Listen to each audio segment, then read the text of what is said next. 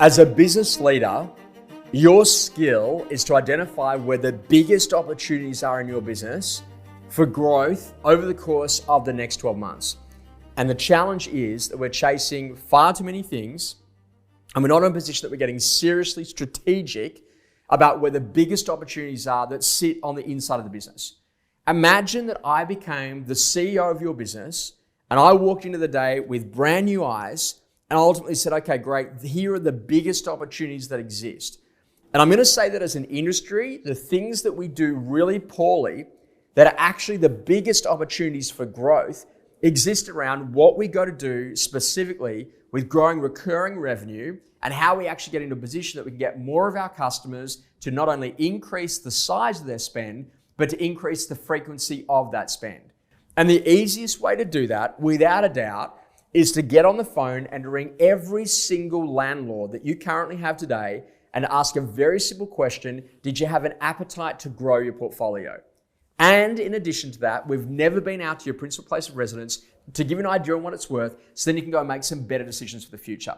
Now, if you have 1,000 landlords and 10% actually want to go and buy another investment property, that's 100 net growth in terms of new property managements that you could have.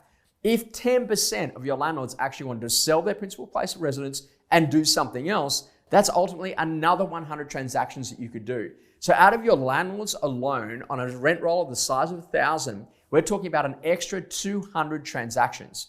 Whose job is it to actually go and call those landlords? Is it the property manager? Is it your BDM? Is it you? Is it a particular salesperson? I bet you don't have anyone allocated to do it. And that is the greatest opportunity that sits inside of the majority of businesses.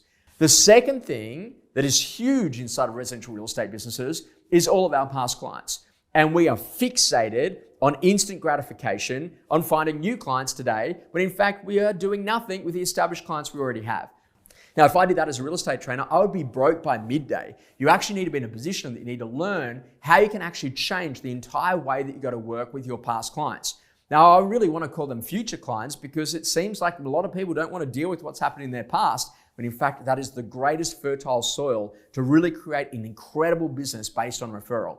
What would actually happen if you got a dentist in and that dentist became a real estate agent, and all they did is they got on the phone and they rang every single person that has ever bought from your firm over its entire history and offered those particular people an annual checkup where we go out to the house, we give them an idea on what it's worth so then they can make some better decisions for the future. Now, if you start thinking about the strategic objectives of what we've got to do with our landlords, how we've got to work with our past clients, then the third most fertile soil has to be what we've got to do, particularly around all of our market appraisals. Hundreds, if not thousands, of market appraisals that are done, and we actually have no idea what the problem is that that particular customer is trying to solve by potentially buying, moving, selling.